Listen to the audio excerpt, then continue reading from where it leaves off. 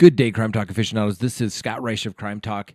And today on the docket, one thing, Amber Guyger's trial, where she is charged with first-degree murder of Botham Jean.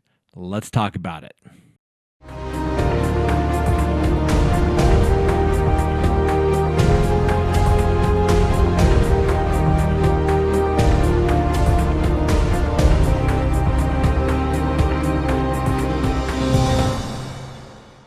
Good day, Crime Talk aficionados. This is Scott Reisch of Crime Talk. Thank you for tuning into our channel. We appreciate you watching. If you like the channel, please subscribe. If you like the video, hit that like button. If you want to be notified of future live broadcasts or new content that we put up, hit that little bell so you'll receive that notification. Today on the docket, Amber Guyger's case. It started on Monday. Jury selection was completed late last week. We have put up live testimony throughout this trial. So if you have any questions about what was said, don't rely upon what I'm saying, although I'm going to do my best to get it absolutely correct. You can go back and watch the video of these witnesses testify. You can judge their demeanor on their stand, their ability to recall, the ability to recollect.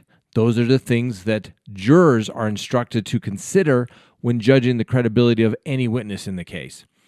Now, first, this case had, obviously like all cases, an opening statement, okay? An opening statement is supposed to be a roadmap of what evidence the sides anticipate that they're going to see. The prosecution's roadmap in this particular case was the standard roadmap. We're going to call this witness, and this is what you're going to see. And at the end, you're going to conclude that Amber Guyger is guilty of murder. The defense, and I'm not trying to sound critical of him because he knows his case better than we all do, but from my perspective, it sounded more like a closing argument, okay? When I do an opening statement, I like to be brief. I don't want to make promises about things that I may not be able to guarantee in the trial, because if I don't produce on those promises, it goes against me and it ultimately could be held against my client. Now, in this particular case, the defense attorney for Ms. Guyger gave a very passionate and was trying to explain how busy she was and how stressed she was and how stressful it was. And, at one point I said, the defense attorney stated that Amber Guyger had worked 40 hours within 4 days. And my first thought was, is that all? Okay, not that big a deal. It's not like she's, in a combat zone constantly having somebody shooting at her. Yes, it's dangerous. She's a police officer. I get it. But really, that's what people do when they become police officers. If she's volunteering for this unit that's providing coverage to the SWAT team, she's signing up for the action. She wants that intensity. She wants that adrenaline rush. Okay, and then her attorney's kind of making this apologetic thing. It was reasonable that she would, see somebody in their apartment, etc. This is not a civil case. This is a criminal case, okay? Either your client didn't do it, or if she did do it, she was absolutely justified in doing what she did. Those are the only real options that she has here. It sounded almost like a groveling of don't find her guilty for first-degree murder, find her guilty of a lesser offense. That's my humble opinion. Like I said, when I do an opening, I don't want to make promises, okay? I was given this little statute from the lovely Miss Kristen a while back, and it kind of represents the way I like to practice law, okay? You see a horse, but look at all the little legs underneath, okay? You have to have the element of surprise. Juries want to be excited. They want to know that there is something that the defense has or anticipation. They want to see Perry Mason moments in the courtroom. And the problem with the defense attorney's opening was he tried to make all these excuses of how busy she was and blah, blah, blah, blah, blah, right? And what has the district attorney done throughout this trial? Asked witnesses if, well, were you working that day? Did you work 10 hours that day? Did you have moments of downtime when you're waiting for the detective to process the bad guy before he goes over to the jail? Did you have time to check your phone? Did you have time to unwind? Yes, yes, yes. Basically, completely undermining the defense case right there. Why would you tell them what they're going to hear in that regards? An opening statement is, my client has been wrongfully accused, and you as the jurors have to correct this injustice. I didn't hear that from the defense attorney at all. All right, so let's talk about the witnesses that the prosecution has called, okay? Quick summary. First, Officer Martin Rivera. This is Amber Guyger's partner. They've been romantically involved. They've been sending sexually explicit text messages to each other throughout the day, and she had been on the phone with him and on the way home, and only 3 minutes had gone by since the time she stopped talking to him from the time she goes into Mr. Jean's apartment. He looked a little embarrassed on the stand, a little uneasy, and really, you could tell, just didn't want to be there at all. Alyssa Finley, this is Botham Jean's sister, testified about her brother, how excited he was for his upcoming birthday, and just basically what a great guy. You think, well, why are they going to call his sister? Well, one of the elements is they have to prove is that somebody is now deceased, right? What's the best way to do that? Put a family member up and kind of tell their story. From a defense perspective, it's a little irrelevant, a little prejudicial, but you don't want to look like the guy that's objecting too much for that.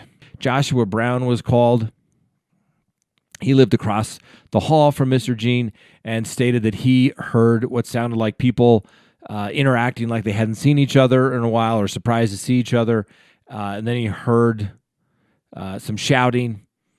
Brown choked up when he was on the witness stand and took a break after testifying. And during this testimony, I believe, is where the judge actually began to. This is where the judge actually became emotional. And if the judge is getting emotional and the witness is getting emotional, I will almost guarantee it. And although the cameras won't show the jury, the jurors were probably getting emotional as well.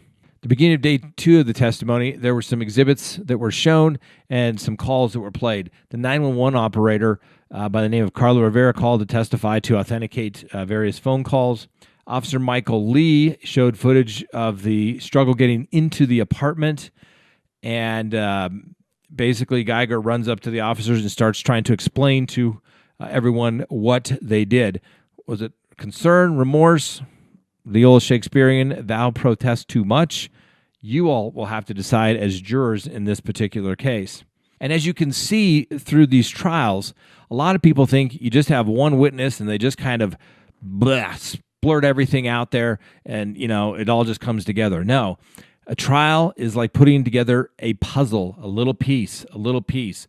One witness has this little piece, another witness has this little piece. Hopefully you put all the pieces together and you can actually see what the puzzle picture is supposed to be. That's a good way to look at it. If those puzzle pieces aren't completely filled in, then, potentially reasonable doubt.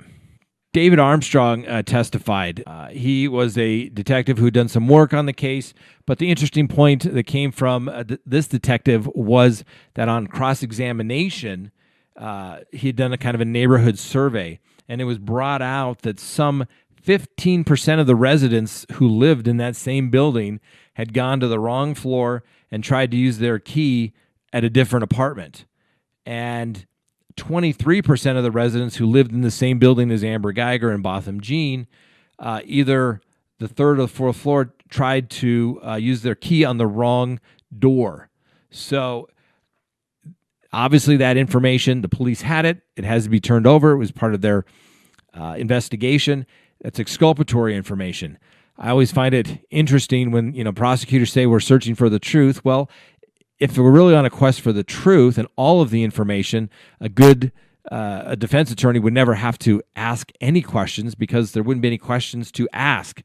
But the fact that the defense had to say, hey, Miss Guyger is not the only one who has ever gotten confused or disoriented when it comes to being in an apartment clearly shows that, it's not really all about a quest for the truth. It's about a quest for winning and losing. And that's the way our adversarial system works. But like I said, I always chuckle when DAs say we're on a quest for the truth.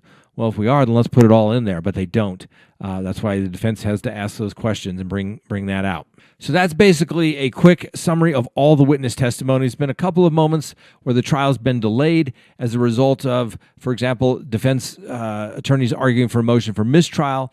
early on because the prosecutor, a district attorney from the DA's office, gave a statement to the press in light of a gag order. They moved for a motion for mistrial, which means they would have to start all over again.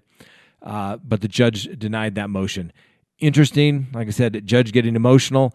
I've seen jurors cry. I've seen court reporters cry. I don't think I've ever seen a case where the judge cries, at least not in trial. I've seen judges get very emotional at sentencing, but never that way.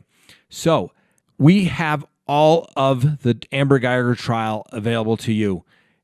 It's all there for you to watch. Any one of these witnesses, if you think you want to hear exactly what they want to say. But obviously, some people have made up their minds. Those people wouldn't be on a jury. But if you want to say, hey, let's try to look at this as a juror, I want to reserve judgment until I hear all the evidence in the case. I want to wait till I hear and not make any decisions until and if the case is closed. We haven't heard anything from the defense other than some limited cross-examination. We'll have to see if Ms. Guyger testifies. I think she has to, because remember, what her attorney says in opening statement is not evidence. And so she has to get up and tell her side of the story to make it believable. It will be the testimony of her life. Literally, it'll decide whether she goes to prison forever or for a limited period of time or nothing at all. It's going to be a tough decision for the jury. This is not an easy case. It's not so slam dunk one way or the other. Yes, you think, how could somebody walk into an apartment? Why would she immediately shoot? Why didn't she retreat? Why didn't she turn on the light? Why didn't she do something to do that before firing a weapon? Then on the other hand, maybe you're having a long day. Maybe it's busy. Maybe you're not paying attention. Maybe she's thinking about all her sexting that she's doing with her partner. Who knows what goes through people's minds? Who knows exactly what's going through the jurors' minds? Remember, they can't talk about this case either, but we can. If you want to kind of play along as a juror, encourage you to do so. Tell me at the end of the trial what you would have done once you hear all the evidence in the case. If you've already made up your mind, or you have a comment about a juror or a witness or how things are progressing, or frankly, you agree or disagree, tell me about it in the comments. We want to hear about it. All right? I don't know about you, but that's a lot of talking today. Thank goodness I have my Crime Talk mug to wet my palate. If you'd like to get one of your Crime Talk mugs or t-shirts or other gear, hit the link below and order one, and then send me a photo and we'll put it up as a mugshot. Thanks for watching. Have a great day, and hope you're enjoying watching the Amber Guyger trial.